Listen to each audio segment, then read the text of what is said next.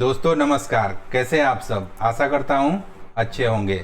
तो आज के वीडियो में हम लोग एक ऐसे टॉपिक को लर्न करेंगे जो एक तरह से इस चैनल पे नया है, क्योंकि इसमें हम नॉर्मली मैं टेक्निकल पे ज़्यादा चीज़ बताया हूं, बट यहाँ पे मैं टेक्निकल और फंडामेंटल दोनों को मिक्स करके बताऊंगा, और जिसे मैं टेक्नो फंडा एनालिसिस बोलता हूँ।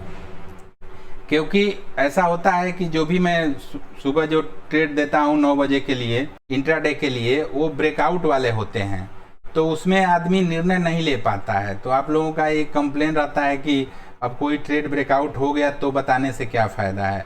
तो चलिए हम कौन से चीज़ों को एक साथ मिक्स करके तब उस जगह तक पहुंचते हैं, उसको एक मतलब बिफोर ब्रेकआउट किसी ट्रेड को कैसे पकड़ना है, उसको आज हम लोग लर्न करेंगे।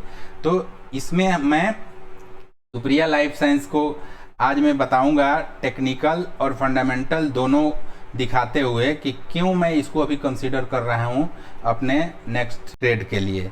तो जिसको लाइव में चार्ट पे भी और उसका फंडामेंटल भी दोनों तरह से मैं आप लोगों को दिखाऊंगा, और फिर बताऊंगा कि इसमें कब क्या करना है।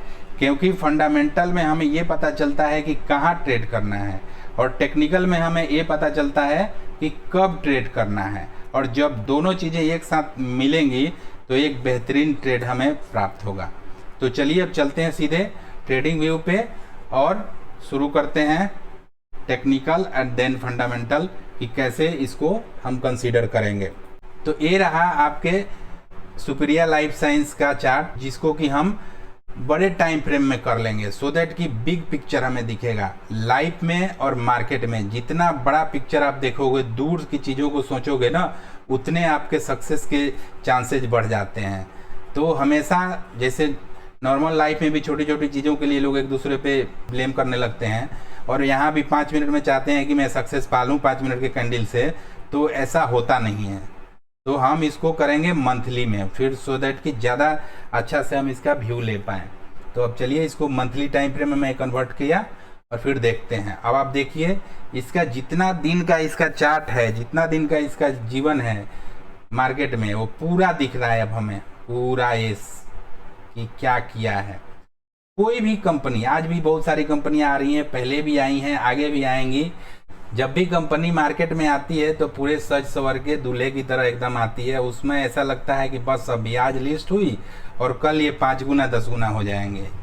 पूरे मार्केट में इनका हाइप क्रिएट किया जाता है, न्यूज में, चैनल, और भी बहुत सारे लोग, वो सब जो भी न्यूज में रहता है वो यूट्यूबर भी बताते हैं, तो उसमें कोई अलग से तो कुछ ला नहीं सकते हैं। लेकिन जब ये मार्केट में आते हैं, कुछ दिन ट्रेड करते हैं, तब इनका पता चलता है कि इनका असली वैल्यू क्या है, इनकी रियलिटी क्या है। तो अब हम ये क्या हुआ कि सुप्रिया लाइफ साइंस दिसंबर 21 को लिस्ट हुई थी, तो जो कि लगभग 3 साल में अभी 2-3 महीने बाद बचा हुआ है। तो क्या हुआ, लिस्ट हुआ, फिर ऊपर की तरफ गया और अपना हाई लगाया ऑलमोस्ट 601 रुपये 90 पैसा का, मान लो 600 का राउंड फिगर के लिए। उसके बाद ये गिर के कहाँ तक चला गया, 165 के आसपास, मतलब 150 के करीब। आप देखो, अगर इसको परसेंटेज के तौर पे देखा जाए तो अपने हाई से कितना गिरा है, अब आप देख लो अपने सामने ही, ये लगभग 70% इरेज हो गया अपने हाई से। तो ये हाल होता है कंपनियों का। लेकिन ये तो पास्ट हो गया, ये हाल होता है, लेकिन इसके बाद जो होता है ना इनके साथ, वो लाइफ चेंजिंग होता है, और उसमें फिर हम लोग को अपना अपॉर्चुनिटी ढूंढना है। अभी जब क्या होगा कि ये जो इसका हाई लगा हुआ है 600 के पास, 602, यहाँ पे हम मार्क करेंगे और वेट करेंगे। क्योंकि अभी मैं बताया कि टेक्निकल हमें बताता है कि कब ट्रेड करना है, और यही कब है, जब यहाँ पे ये ऊपर क्रॉस, इसके ऊपर जब चलेगा, ब्रेकआउट करेगा, तब हमको एंट्री लेना है। लेकिन फंडामेंटल में हम देखते हैं कि क्या ये कंपनी ट्रेड करने के लायक है, क्या इसके जो सेल्स हैं वो कंटिन्यूअस बढ़ रहे हैं, प्रॉफिट बढ़ रहा है, ईपीएस बढ़ रहा है, कर्ज घट रहा है या जीरो है, या कोई भी चीज़ जो भी हम फंडामेंटल में देख सकते हैं। तो मेनली मैं 4-5 चीज़ों को देखता हूँ, investor, sales, profit, operating profit margin, EPS. ये सब अगर ठीक ठाक है, तब जब ये 600 के ऊपर जब चलेगा तब हम इसको कंसीडर करेंगे।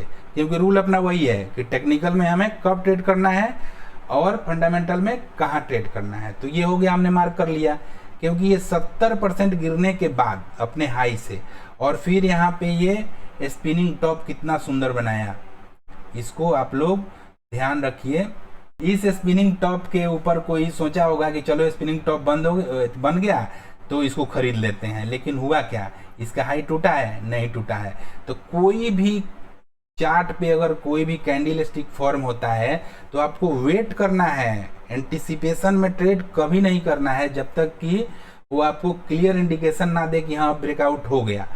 तो अब वैसे तो स्पिनिंग टॉप ये भी बन गया, ये भी बन गया, ये भी बन गया, मतलब बैक टू बैक लगभग 4 स्पिनिंग टॉप बने, लेकिन क्या हुआ, 5वें में इसके हाई को क्रॉस किया है। तो जब इसका जो हाई है ये जो कि 217-18 रुपए का है, उसके बाद हमको लेना है, मतलब 220 के पास हमें लेना है। इस तरह आप ध्यान रखिएगा। ये कोई मार्क मिनरविनी सर के बुक में एक जगह उन्होंने लिखा है, और बहुत जगह आपको मिलेगा कि 50% of the time stocks falls 80%, लेकिन 80% of the time stock falls 50% अपने हाई से।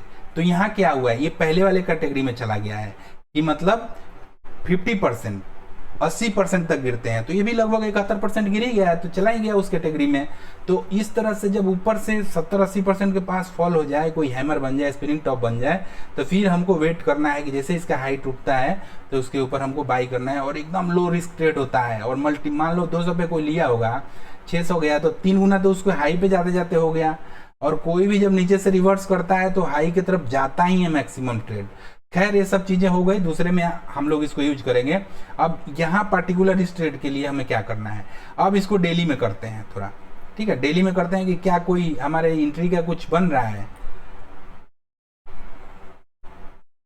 वीकली में देखा हमने, इसमें भी 60 के ऊपर है RSI, और डेली में भी देखते हैं अगर पहले कोई, हाँ देखिए आप, ये 60 के पास से टर्न मार रहा है। अब हमको क्या करना है, वेट करना है, ये यहाँ पे ग्रीन कैंडल फॉर्म होने देना है।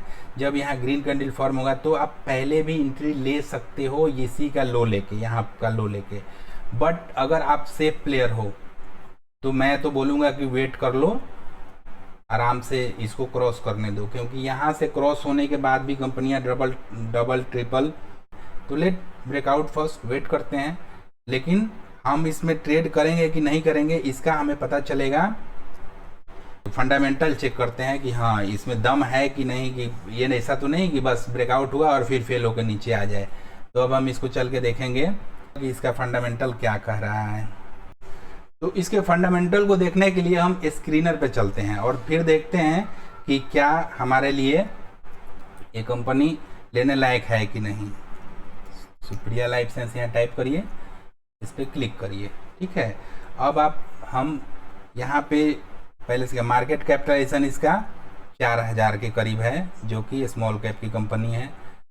करंट मार्केट प्राइस इसका 540 है और हाई 52 वीक हाई 576 है। लेकिन हमको इस सब से कुछ नहीं लेना देना है। हमें जो हम लोगों ने पहले देखा था कि इसका जो ऑल टाइम हाई है उसके ऊपर जब जाएगा तब हमें सोचना है कि क्या करना है, और उसी को ट्रेड लेने के लिए हम यहाँ पे आए हुए हैं, डीप डाइव कर रहे हैं कि उस समय ब्रेकआउट पे लेना है कि नहीं लेना है।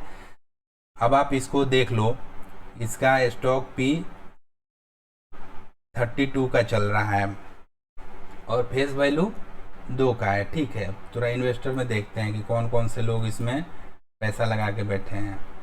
तो प्रमोटर का 68% स्टेक है, एफआईज का 5% के करीब है और डीआई का भी 5% के ही करीब है, और ओवरऑल देखा जाए तो पब्लिक 20% के करीब है। मतलब मिली जुले हैं, सब लोग हैं यहाँ पे। अब चल के देखते हैं बैलेंस शीट में इसके रिजर्व का क्या हालचाल है। तो रिजर्व 2017 में 30 करोड़ के करीब था, जो अभी 800 करोड़ के करीब है, और बोरोइंग्स इसका 140 करोड़ से घटते 5 करोड़ पे आ गया है, जो कि बहुत अच्छी बात है, क्योंकि कंपनी अपने को डेट फ्री की तरफ ले जा रही है और डेट फ्री ही है। देख लेते हैं लॉन्ग टर्म में कुछ है क्या। लॉन्ग टर्म में 0 है, शॉर्ट टर्म में 0 है, जो भी वो लाइबिलिटी है कोई अदर लाइबिलिटी है। अब प्रॉफिट एंड लॉस में देखते हैं इसको। इसका सेल्स 184 करोड़ था 2017 में, जो कि बढ़ के अभी 600 करोड़ के करीब पहुंच गया है। तो क्या देख रहे हैं, सेल्स हमारा कंटिन्यूअस बढ़ते जा रहा है, ये हर साल बढ़ ही रहा है, लेकिन प्राइस नीचे गया हुआ था। तो ये तो मार्केट में जो प्राइस होता है शेयर का, वो तो टेम्प्रोरी होता ही है, नीचे ऊपर करता ही है, लेकिन एज पर फंडामेंटल के जो फंडामेंटल हैं ऊपर जा रहे हैं, भले प्राइस नीचे गया हुआ था। इसका ऑपरेटिंग प्रॉफिट मार्जिन भी बहुत अच्छा है, 30 के करीब है। और उसके बाद आप नेट प्रॉफिट भी देखिए तो 135 करोड़ के करीब है। तो इस तरह से हम फंडामेंटल देख रहे हैं तो ठीक है कंपनी। तो अब हम इसको क्या, अब इसके पीयर्स देखते हैं कि कौन कौन से लोग हैं। ये Sun pharma, Cipla, doctor Reddy, Zydus lab, Lupin, Mankind pharma, Auro pharma, ये सब इसके भाई बंधु हैं, इनके श्रेणी से कंपनी आती है। और आज ये जितनी कंपनियां हैं सब अपने ऑल टाइम हाई जोन पे हैं। तो मार्केट में ऐसा बोला जाता है ना कि जो शेयर होते हैं ना वो भेड़ चाल चलते हैं, ये एक तरफ जो सेक्टर जाएगा सभी तरफ जाएंगे। तो इसका फंडामेंटल हमें अच्छा दिख रहा है। तो अब हम इसके ब्रेकआउट के ऊपर हम इसको कंसीडर कर सकते हैं। तो यहाँ मैंने आप लोगों को ये बता दिया कि चलिए ब्रेकआउट से पहले किसी आप अपने हिसाब से अलर्ट लगा लो, जीरोधा में या किसी भी प्लेटफॉर्म को ऐप यूज कर रहे हैं, सब जगह अलर्ट का फैसिलिटी है।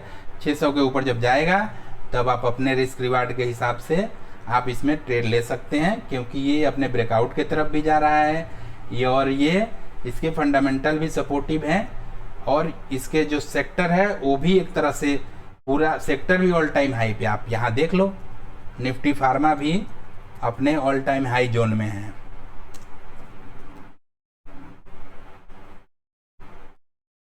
ये फार्मा सेक्टर की कंपनी है, आप देखो डेली में एकदम टॉप पे, वीकली, मंथली एकदम टॉप पे सेक्टर है। जब सेक्टर टॉप पे है तो कोई शेयर तो नीचे रहेंगे नहीं, जिसके फंडामेंटल अच्छे रहेंगे उनको भी आना ही है। तो बाकी सारी कंपनियां जैसे ऊपर जा चुकी हैं तो इसमें मौका है, बाकी सब ट्रेन छूट चुकी है। ये ट्रेन रुकी हुई है अभी, इसमें आपको एंट्री मिल सकता है। तो नेक्स्ट ट्रेड आप इसको कंसीडर कर सकते हैं। तो आज के लिए बस इतना ही, मिलते हैं नेक्स्ट किसी ऐसे ही वीडियो में। तब तक के लिए एंजॉय योर लाइफ। जय हिंद।